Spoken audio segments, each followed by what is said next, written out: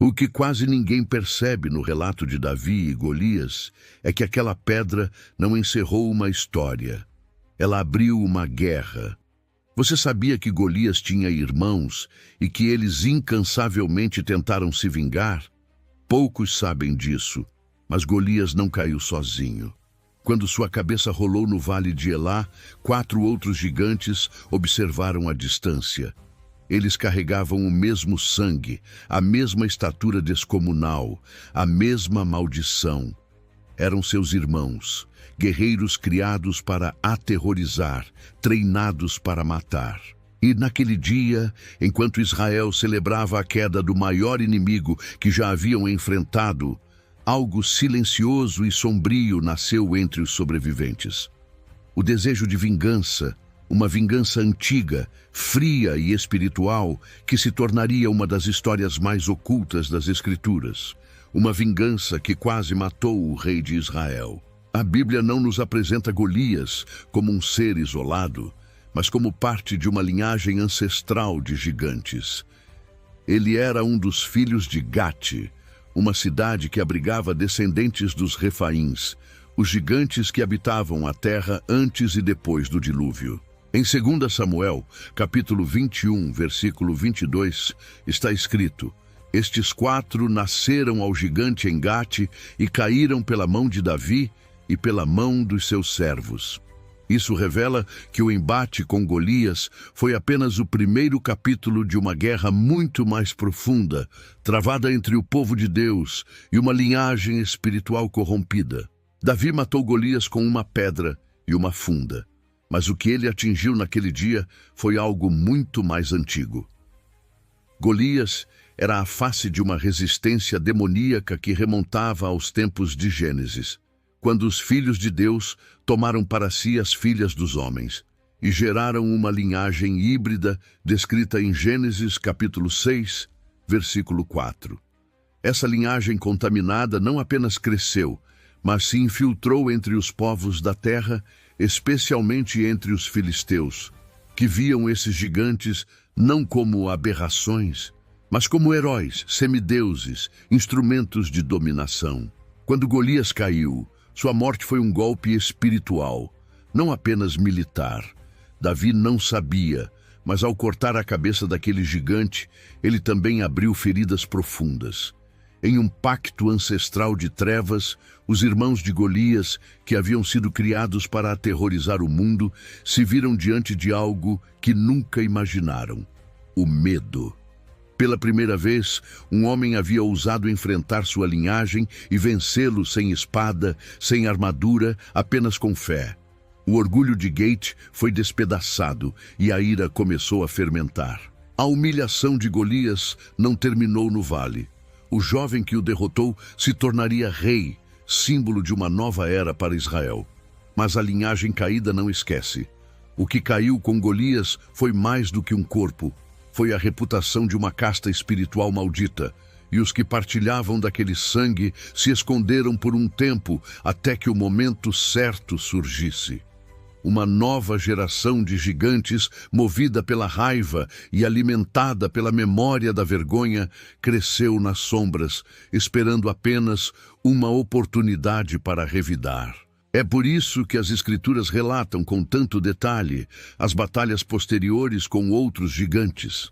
Não foram conflitos aleatórios, foram acertos de contas espirituais, ataques direcionados contra aquele que ousou quebrar um ciclo. Isbi-Benob, Saf, Lami e o gigante de 6 dedos não surgem por acaso. Cada um deles carrega a intenção clara de reverter a humilhação imposta à sua linhagem. Golias era o primeiro, mas não era o único. Ele era o rosto da ira ancestral, mas os braços da vingança ainda estavam vivos, espalhados entre os filisteus, aguardando. E o que estava em jogo já não era apenas o nome de Davi, mas o destino de um povo, a continuidade de uma promessa, a segurança de uma linhagem que traria o Redentor ao mundo. Os irmãos de Golias não queriam apenas sangue, queriam interromper o plano eterno de Deus. Você já tinha ouvido falar desses outros 4 que observavam à distância, quando Golias caiu. O que está por trás dos gigantes não é apenas estatura, é origem, mistura e uma história que muitos evitam encarar. Antes que o primeiro gigante se levantasse contra Israel, antes mesmo que o nome de Golias fosse temido nos vales da Filístia, já havia uma linhagem antiga operando em segredo, uma linhagem corrompida, nascida não apenas da carne, mas da mistura entre aquilo que era celeste e aquilo que era terreno. A origem dos gigantes na Bíblia está profundamente ligada a um momento obscuro e negligenciado. Os dias que antecederam o dilúvio, quando o mundo foi corrompido de tal forma que Deus decidiu recomeçar a criação. O livro de Gênesis, capítulo 6, versículo 4, está registrado. Havia naqueles dias gigantes na terra, e também depois, quando os filhos de Deus entraram às filhas dos homens e delas geraram filhos. Estes eram os valentes que houve na antiguidade, os varões de fama. Esse trecho abre um portal para um dos maiores mistérios da narrativa bíblica. Quem eram esses filhos de Deus e o que exatamente nasceu dessa união proibida? Diversos estudiosos antigos, incluindo autores judeus do período intertestamentário, interpretaram que os filhos de Deus eram seres celestiais, que deixaram sua habitação original para corromper a raça humana. Judas, versículo 6, reforça essa visão ao afirmar: "E aos anjos que não guardaram o seu principado, mas deixaram a sua própria habitação, reservou na escuridão em prisões eternas até o juízo daquele grande dia." Esses anjos caídos não apenas se rebelaram, como também geraram descendentes híbridos com as mulheres humanas, dando origem a uma raça de gigantes, os Nefilins. Esses gigantes não eram apenas fisicamente descomunais.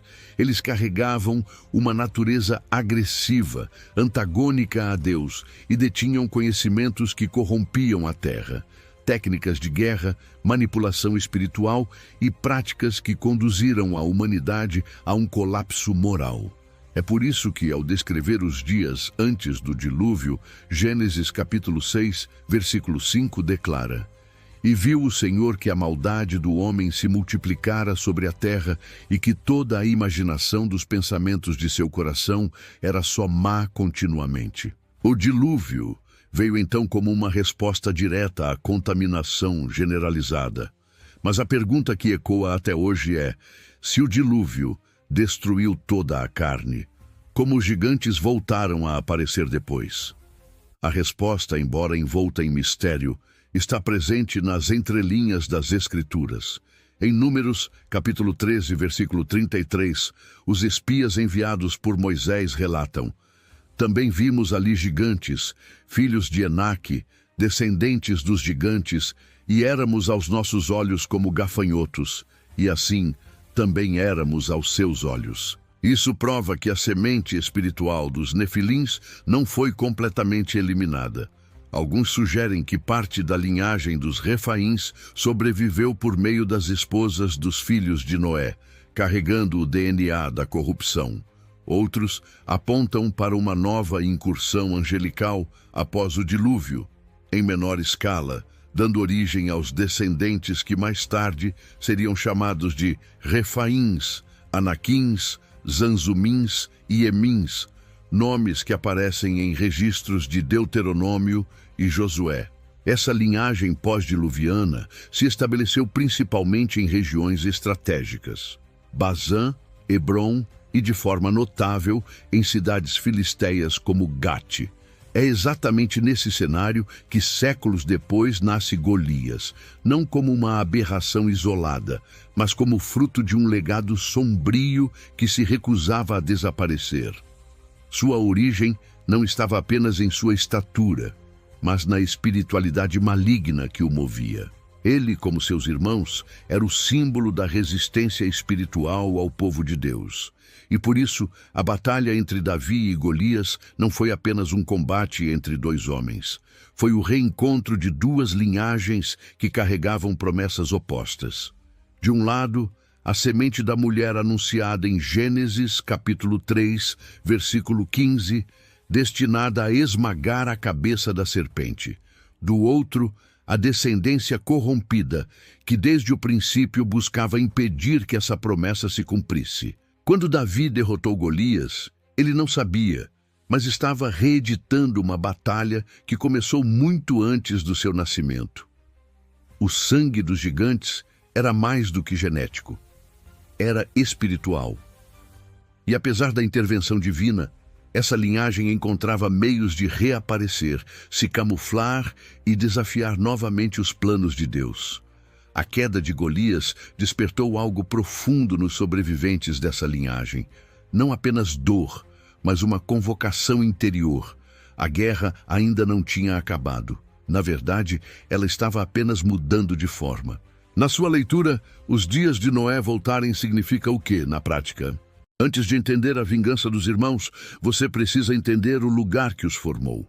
Porque Gate não era uma cidade comum. Se Golias e seus irmãos carregavam em seus corpos a força de uma linhagem maldita, foi em Gate que essa força encontrou abrigo, estrutura e reverência. Gate era uma das 5 principais cidades dos filisteus. Era um santuário de gigantes, uma fortaleza erguida sobre memórias antigas, onde a presença dos refaíns não era apenas tolerada, mas exaltada. E é justamente em Gate que a Bíblia revela o nascimento de Golias e de seus irmãos, indicando que essa cidade não era um lugar comum, mas um reduto espiritual de resistência contra o povo de Deus. O nome Gate, em hebraico, significa porta. Isso por si só já carrega um peso profético, porque tudo o que se estabelece como porta na linguagem das Escrituras representa um ponto de acesso, uma zona de decisão, um limiar entre reinos. Em Gênesis capítulo 28, versículo 17, Jacó, ao despertar de sua visão celestial, diz: "Este não é outro lugar senão a casa de Deus, e esta é a porta dos céus." E se há uma porta para o céu, também existem portas erguidas contra o reino de Deus. Gate era uma delas. Ali os gigantes não apenas viviam, eles reinavam. Gate era o território onde a presença espiritual dos refaíns ainda era ativa. Enquanto outras regiões de Canaã haviam sido conquistadas, Gate permanecia como um bastião de uma linhagem que se recusava a desaparecer. Quando Josué liderou a entrada de Israel na Terra Prometida, o livro de Josué, capítulo 11, versículo 22, destaca algo perturbador. Naquela época, não restaram dos anaquins na terra dos filhos de Israel. Somente ficaram em Gaza, em Gate e em Asdod. Isso significa que enquanto os gigantes foram expulsos de quase toda a terra, em Gate eles permaneceram intocados. Essa permanência não era fruto do acaso, era estratégica. Gate representava um portal onde o domínio dos gigantes resistia à conquista. Era o último bastião de uma cultura que venerava a força bruta, a idolatria e os deuses pagãos. Os filisteus não apenas acolhiam os gigantes, eles os integravam às suas fileiras de guerra, celebravam seus feitos e os elevavam como símbolos da invencibilidade de seu povo. Em Gate, os gigantes não eram aberrações, eram lendas vivas.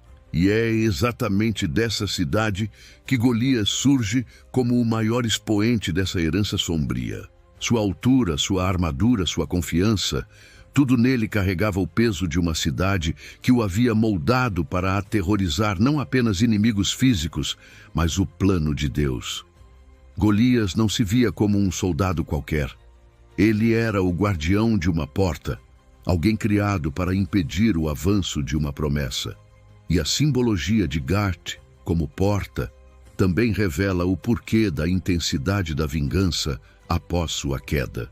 Quando Davi derrotou Golias, ele não apenas matou um guerreiro, ele fechou um ciclo de domínio espiritual. A derrota de Golias foi um golpe direto em Gate, no orgulho daquela cidade, na estrutura espiritual que sustentava a presença dos gigantes. Por isso, a reação que se seguiu foi intensa, silenciosa e vingativa. Era como se aquela porta tivesse sido violada e o ódio dos que ali permaneceram começou a se espalhar como fogo que busca consumir tudo ao redor. Não por acaso, os 4 gigantes que se levantam posteriormente também têm origem em Gate. Eles são frutos diretos da humilhação pública que aquela cidade sofreu diante de Israel. E quando 2 Samuel, capítulo 21, registra suas mortes, o texto faz questão de repetir: estes 4 nasceram ao gigante em Gate. A repetição não é apenas genealógica, é uma marca espiritual. Todos eles carregavam dentro de si o peso de uma cidade ferida que desejava vingança. Gate, portanto, não era apenas o local de origem de Golias e seus irmãos. Era o campo onde o antigo e o novo se confrontavam. Era o palco onde a linhagem maldita buscava se preservar e onde o propósito de Deus se impunha com força. E enquanto Israel avançava, Gate se tornava uma sombra inquieta, um lugar onde as lembranças de Golias ainda viviam, alimentando o espírito de seus irmãos, que logo voltariam a caminhar entre os vivos em busca de sangue, em busca de justiça, em busca de uma revanche que para eles era sagrada. Você acredita que portas espirituais ainda existem hoje, como Gate existia naquele tempo? Agora, a história muda de tom, porque não se trata mais do gigante que caiu, mas dos gigantes que ficaram vivos e decidiram que Davi deveria pagar. O sangue de Golias ainda não havia esfriado no solo do vale de Elá quando algo se remexeu em silêncio dentro de Gate. O gigante que havia caído diante do jovem Davi não era apenas um soldado, mas o símbolo da força filisteia, da herança dos Refaíns, da memória viva de uma era em que os gigantes caminhavam entre os homens com domínio e terror. A queda de Golias não foi apenas uma morte, foi uma humilhação. E para aqueles que compartilhavam do mesmo sangue, essa vergonha precisava ser lavada. Os irmãos de Golias estavam vivos e, mais do que isso, estavam presentes. Embora a Bíblia não dê todos os detalhes de suas vidas antes da queda do gigante, ela os menciona com clareza e propósito depois de sua morte. Eles não surgem do nada, mas como continuação direta da narrativa espiritual iniciada com Davi e Golias. Em 2 Samuel, capítulo 21, versículo 22, é revelado que 4 gigantes, todos nascidos em Gate, enfrentaram Davi e seus servos. Cada um deles, de forma distinta, representa a encarnação de um desejo ancestral: vingar a desonra de Golias. O primeiro a se levantar foi Isbi-Benob, um nome estranho para muitos, mas que carrega um significado profundo. A Bíblia o descreve como um guerreiro cuja lança de bronze pesava mais de 13 libras e que empunhava uma espada nova, forjada com um único propósito: matar o rei de Israel. Isbi-Benob não era apenas um soldado buscando glória. Ele era o executor de uma sentença silenciosa, o braço da vingança que Gate desejava há anos. Mas ele não estava só. Havia outros. Saf, identificado também em algumas referências como um descendente da linhagem de gigantes, encontrou seu fim em batalha. Elianã, servo de Davi, matou um gigante identificado como irmão de Golias, chamado Lami. E o mais espantoso, um guerreiro de estatura impressionante, que possuía 6 dedos em cada mão e em cada pé, desafiou Israel e caiu pelas mãos de Jonatas, sobrinho do rei. 4 homens, 4 sombras do passado, 4 reflexos do ódio de uma linhagem corrompida. O que os unia não era apenas a origem, era o propósito. Todos eles se levantaram em guerras distintas, mas com o mesmo foco: enfrentar o rei que havia humilhado seu sangue. Eles não buscavam a terra, não lutavam por conquistas políticas. Eles queriam Davi, e isso, por si só, revela o que estava em jogo. Não era uma disputa militar, era um ajuste espiritual. A linhagem dos Refaíns havia sido ferida no orgulho e agora tentava restaurar sua honra através do sangue. É importante entender que no mundo espiritual, a memória do sangue derramado não se apaga facilmente. O nome de Golias ainda ecoava nas planícies de Gate como ferida aberta. Os filhos daquela terra não apenas se lembravam da queda do seu campeão. Eles eram ensinados a odiar o nome de Davi. Os filhos dos gigantes cresciam com essa ferida como herança. A dor se tornava a identidade. A vingança se tornava missão. E por mais que o tempo tivesse passado, o alvo era o mesmo. Davi havia se tornado rei. O jovem pastor do vale agora carregava uma coroa, mas aos olhos daqueles gigantes, ele era ainda o mesmo menino que havia feito o impensável. E a cada nova guerra entre Israel e os filisteus, era como se os portões de Gate se abrissem novamente, liberando o próximo vingador. A Bíblia é cuidadosa em citar cada nome, em não os misturar, em destacar que cada um deles, ainda que diferente, vinha da mesma cidade, da mesma raiz, do mesmo passado. Essa individualidade não é apenas genealógica, é espiritual. Cada gigante carregava em si uma parte da resposta que Gate queria dar a Israel. E cada um caiu como símbolo de que a vingança, por mais ardente que fosse, jamais superaria o favor de Deus sobre Davi. Mas a batalha que estava por vir não seria vencida com facilidade. O próximo a se levantar não apenas representava a vingança dos irmãos, mas quase conseguiu aquilo que nem Golias havia alcançado. Qual desses nomes você já tinha ouvido antes? Isbi-Benob, Saf, Lami ou o gigante de 6 dedos? Existe um momento em que a história chega tão perto do abismo que parece que tudo vai ser apagado.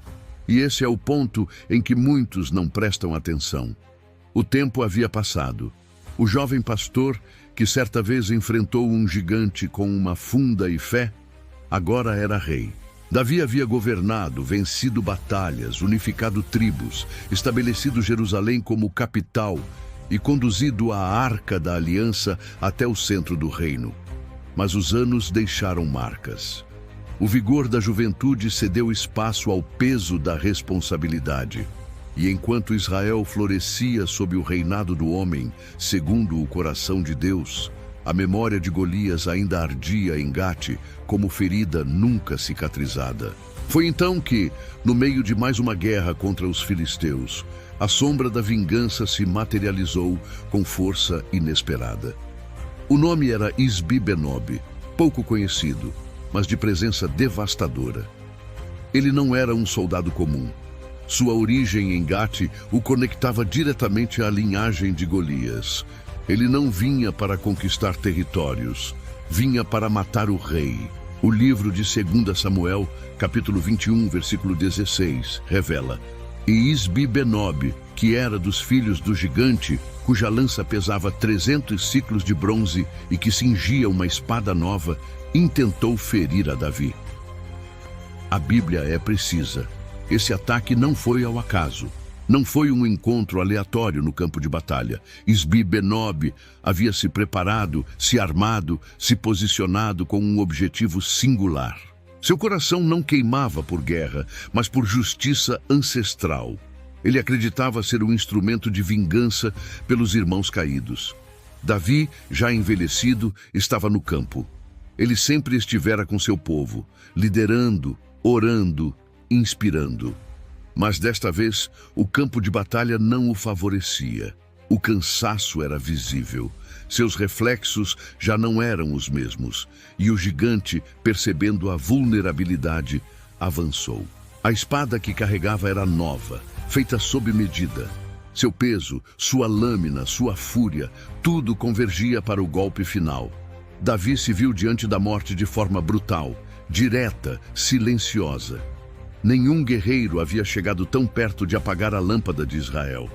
Isbi-Benob ergueu sua arma e, por instantes, a história pareceu prestes a se inverter. O gigante não apenas tinha a força, tinha o tempo, tinha o momento.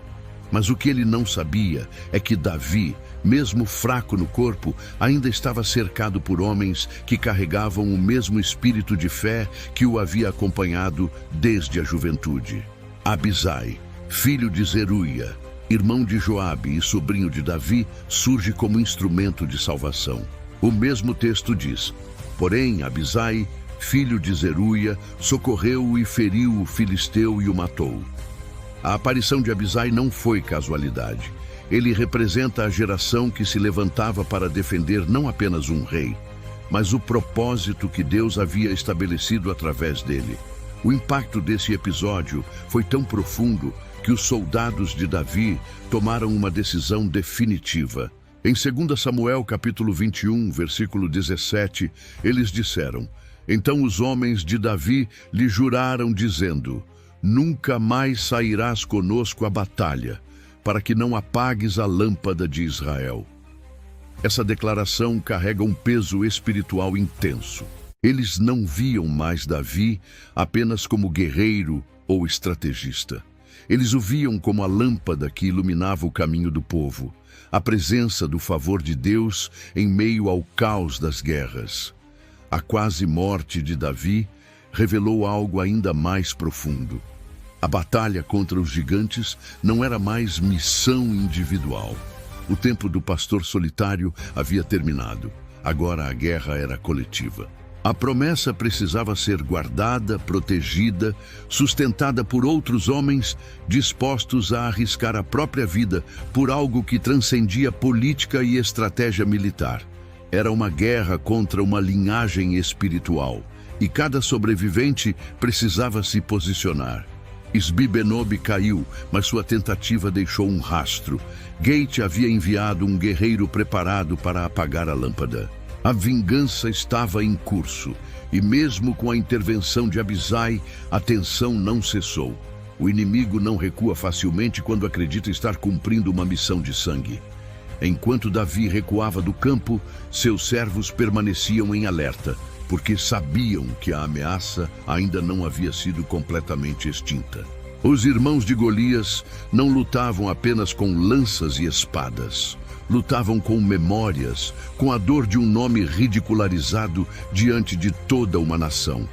Cada golpe desferido contra Israel era, para eles, tributo à vergonha de Golias, tentativa de restaurar aquilo que havia sido destruído por um menino com uma pedra. A vingança não havia terminado. Isbi-Benob foi apenas o primeiro a tentar.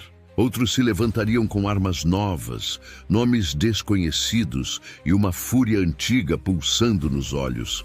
Você já imaginou que Davi esteve a um passo de morrer assim, depois de tudo que viveu? Agora, antes de avançarmos para as últimas quedas, há uma transição que precisa acontecer exatamente como foi deixada no roteiro. Antes de continuarmos, se este conteúdo tem abençoado sua vida, curta, comente e compartilhe. Seu amém nos comentários faz toda a diferença para alcançarmos mais pessoas. Se inscreva no canal e, se quiser abençoar o canal, clique no botão Valeu e deixe uma oferta de qualquer valor ou se torne membro. Assim, continuamos investindo em pesquisa e melhorias para abençoar ainda mais a sua vida. Continuando, a morte de Isbi-Benob foi um alívio temporário. O que parecia o fim de uma ameaça revelou-se apenas o primeiro ato de uma sequência de confrontos marcados pela urgência espiritual. A linhagem de Golias ainda respirava.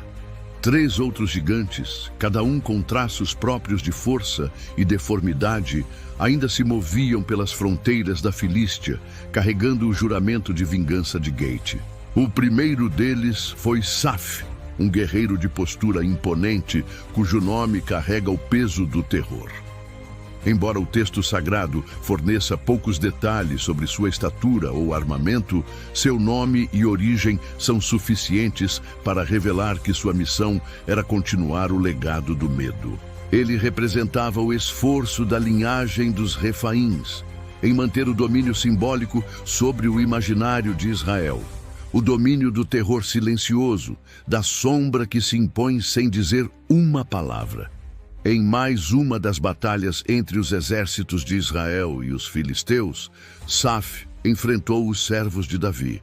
E assim como Isbi-Benob, não resistiu ao juízo que sempre acompanha a fidelidade do Senhor à sua aliança. O texto registra o fato. Saf caiu. Outro gigante foi vencido. Outra tentativa de vingança fracassou. Em seguida, em uma nova batalha travada em Gob, foi a vez de Lami, identificado em 1 Crônicas, capítulo 20, versículo 5, como irmão de Golias. Sua menção traz um detalhe impactante. Ele carregava uma lança semelhante à de seu irmão, com haste semelhante ao eixo de um tecelão. Lami era mais do que um descendente. Ele era um espelho do próprio Golias, uma cópia de força e técnica, treinado talvez para restaurar a honra da família. Mas ele também caiu. Elianã, filho de Jaare-Oregim, o enfrentou e o matou. E há um peso nessa vitória. O nome Elianã significa Deus é gracioso. Como se a Escritura quisesse deixar claro, mais uma vez, que não era apenas uma espada contra outra. Era a favor contra a arrogância. E por fim, o mais peculiar de todos apareceu. Um guerreiro de Gate, de grande estatura, como descreve 2 Samuel, capítulo 21, versículo 20, possuía 6 dedos em cada mão e em cada pé, totalizando 24. Esse detalhe não é apenas físico, é simbólico. Na linguagem bíblica, o 6 marca a imperfeição, a tentativa humana de alcançar plenitude sem conseguir. Ter 6 dedos era carregar em si a marca de uma humanidade deformada, corrompida, arrogante. Esse último gigante se apresentou em batalha com orgulho, desafiou Israel publicamente, repetindo o padrão de afronta iniciado por Golias. Mas, como seu antecessor, também caiu. Jonatas, filho de Simeia, irmão de Davi, foi quem o matou. O próprio sangue de Davi foi instrumento para encerrar essa série de guerras. Como se Deus dissesse, diante de todos, a promessa não cai, ela se sustenta.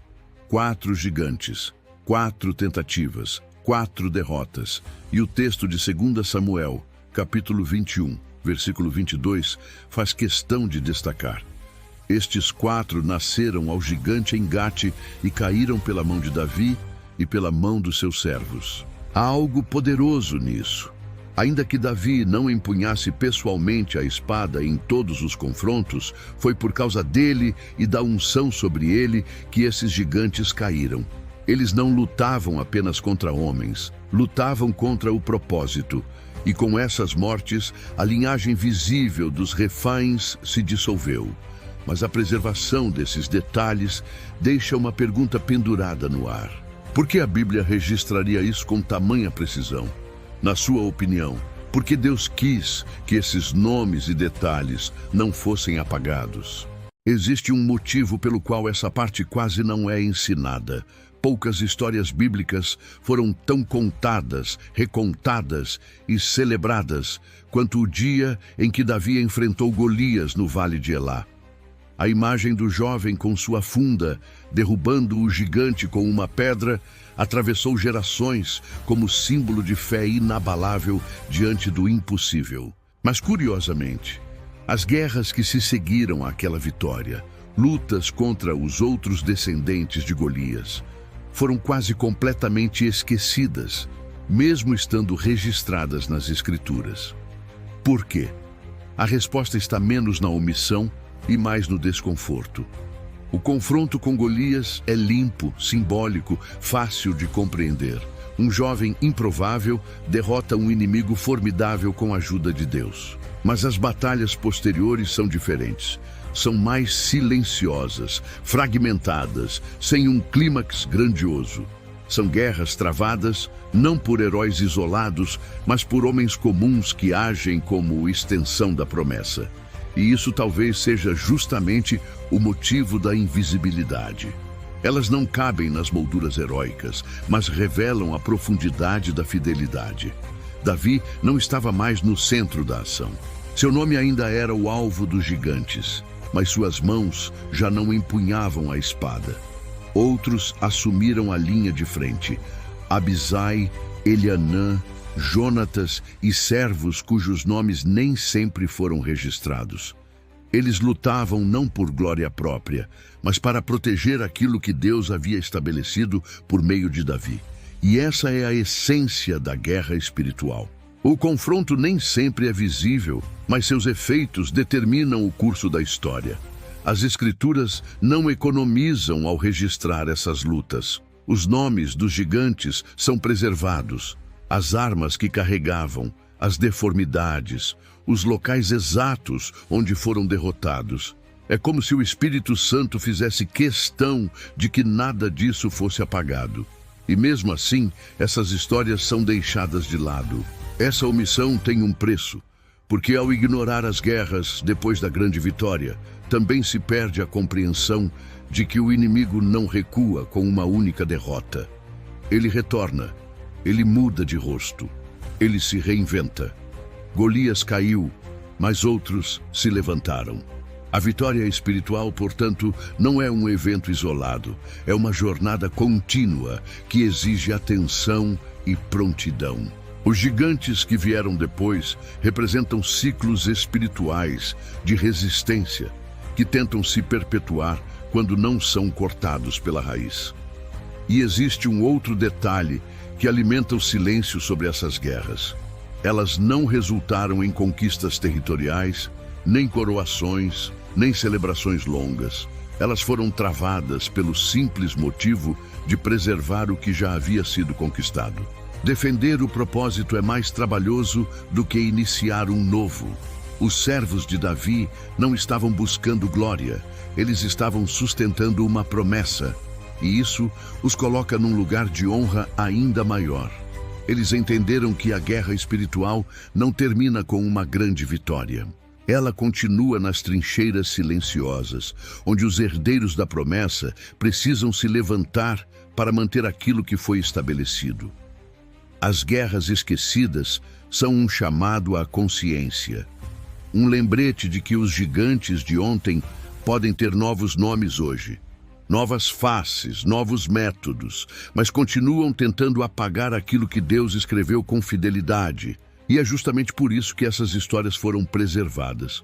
Elas são mapa para dias em que a luta já não é grandiosa, mas ainda é vital. Você sente que existe uma guerra silenciosa acontecendo hoje que a maioria ignora porque não é tão visível? Agora chegamos ao ponto em que a história deixa de ser apenas passado e começa a bater na porta do presente. Quando o último dos 4 irmãos de Golias tombou diante dos servos de Davi, a narrativa bíblica cessou sua menção explícita aos gigantes da linhagem de Gate. A espada cumpriu seu papel, a justiça foi estabelecida e a terra de Israel ficou livre do peso físico daquela ameaça. Mas a pergunta que ecoa nas entrelinhas é: será que esses gigantes realmente desapareceram ou apenas mudaram de forma? A Bíblia não trata os refaíns e os nefilins como curiosidades históricas. Desde Gênesis, sua presença se associa a um colapso espiritual. Em Gênesis capítulo 6, versículo 5, após mencionar os gigantes, está escrito: "E viu o Senhor que a maldade do homem se multiplicara sobre a terra, e que toda a imaginação dos pensamentos do seu coração era só má continuamente." A presença desses seres coincide com degradação espiritual generalizada. E Jesus, ao falar sobre o fim dos tempos, não ignorou isso. Em Mateus, capítulo 24, versículo 37, ele declarou: "E como foi nos dias de Noé, assim será também a vinda do Filho do Homem."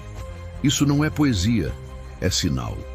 Os padrões espirituais que precederam o dilúvio, violência, corrupção, confusão entre o sagrado e o profano, voltariam a se manifestar. O espírito que habitava nos gigantes, portanto, não foi enterrado com seus corpos. Ele sobrevive. A linhagem era mais do que carne. Era operação espiritual, resistência organizada contra a ordem divina. Os refaíns caíram fisicamente, mas o padrão continuou. A arrogância que desafia Deus, a força que oprime os justos, a cultura que exalta orgulho e autossuficiência. Nos nossos dias, os gigantes já não caminham com lanças pesadas, mas se disfarçam nas estruturas do mundo. Assumem controle de sistemas que minam a fé, distorcem a verdade, perseguem silenciosamente princípios do reino. São ideologias, tecnologias, influências culturais, governos e vozes que zombam da santidade com a mesma insolência com que Golias zombou do Deus de Israel.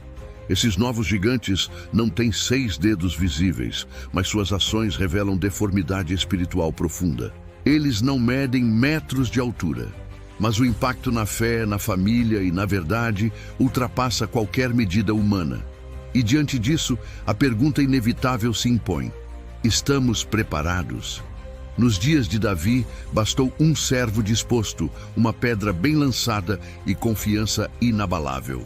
Mas hoje, tantos servos estão distraídos, tantas pedras esquecidas, tanta fé trocada por pragmatismo. O espírito de resistência continua ativo, mas muitos guardiões da promessa parecem cada vez mais silenciosos. Por isso, essas histórias esquecidas precisam ser redescobertas. Elas não são apenas memórias do passado. Elas são mapas espirituais para o presente.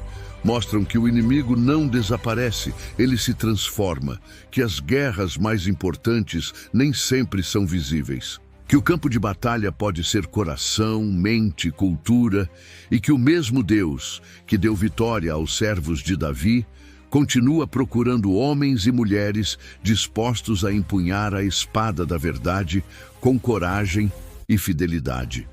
Talvez você nunca tenha imaginado que a queda de Golias foi apenas o início de uma história mais profunda, sombria e cheia de significado. Os gigantes se foram, mas os princípios que os sustentavam continuam desafiando o povo de Deus.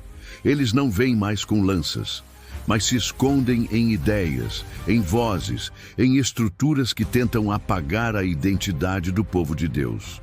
Talvez, sem perceber, você esteja vivendo no campo de batalha agora mesmo. Mas a boa notícia é que o mesmo Deus que livrou Davi, o mesmo Deus que fortaleceu os servos para derrotar os irmãos do gigante, ainda está de pé. Ele ainda luta por aqueles que confiam no seu nome. Ele não esqueceu de você. Ele não está em silêncio. Ele está te chamando para se posicionar. Não importa quão grandes sejam os gigantes que você enfrenta.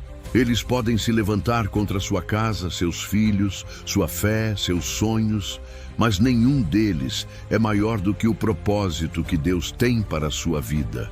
Porque quando a unção está sobre alguém, nenhum refaim permanece de pé.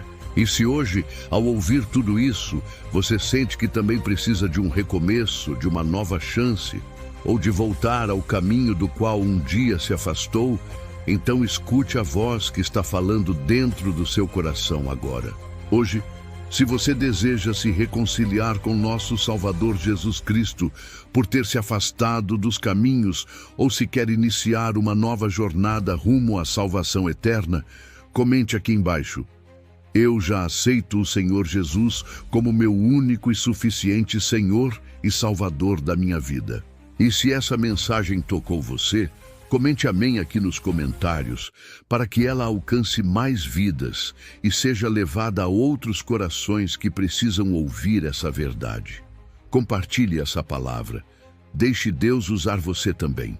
A guerra continua, mas a vitória já tem dono. Até a próxima. O que hoje você identificaria como seu gigante tentando te calar ou te parar?